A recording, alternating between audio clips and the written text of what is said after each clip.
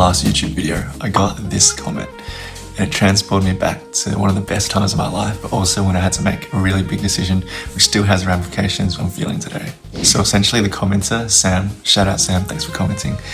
They said that they've moved over interstate to pursue their studies and now they're wondering whether or not they should move back home after they finish their degree. This was a big decision that I also had to face in my final year of dental school. So I want to talk about everything that went into that. This story has 3 parts.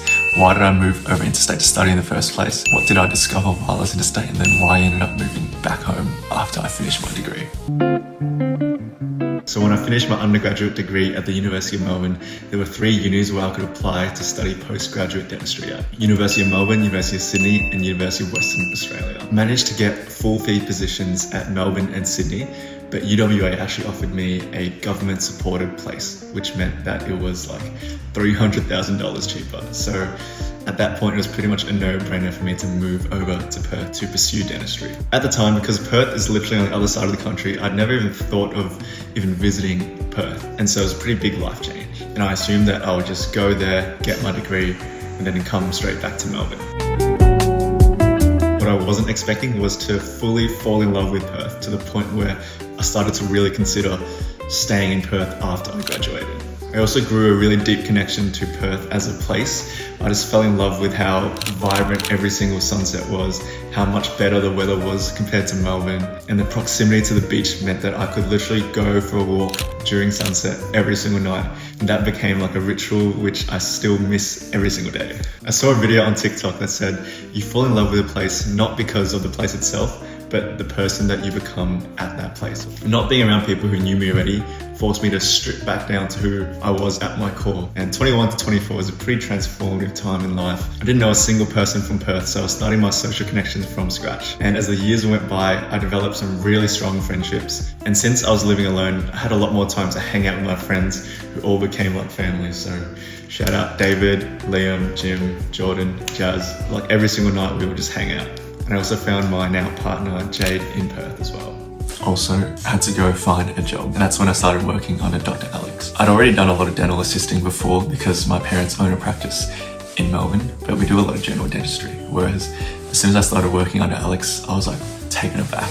He introduced me to a whole new side of dentistry that I'd never really been exposed to that pace and that amount of complex dentistry before, and it really opened my eyes to what was possible as a dentist. And I take a lot of what I learned through Dr. Alex into my own daily practice as a dentist now. It's actually a crazy coincidence because Alex is actually in Melbourne for a conference at the moment, and so I'm taking him, his wife Meg, and his very young son Tomoa out for the whole day tomorrow. Alex's son, Tomoa, is joining us tomorrow, which is very cute. I'm going to help drive them around. He needs a baby seat, and unfortunately, I do not know how to install a baby seat, so I'm trying to figure that out right now.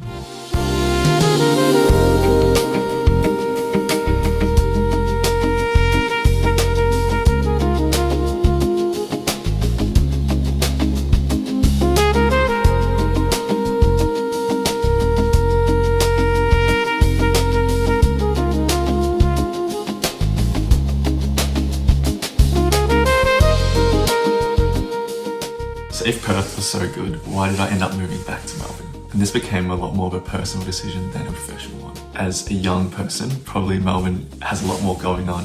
A lot of the big dental courses are in Melbourne, and as a young dentist, I think one of the most important things that I prioritise is upskilling. And being in an environment where there's lots of courses around meant that Melbourne was a good option.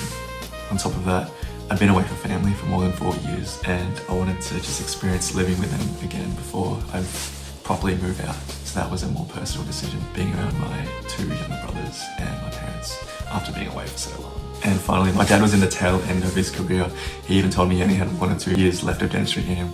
And so I wanted to go back and work alongside him for a couple of years and learn as much as I can from him, since he's been working for around 40 years already. And so there are some days when I wake up in Melbourne and it's super cloudy, it's rainy, and I really miss living in Perth.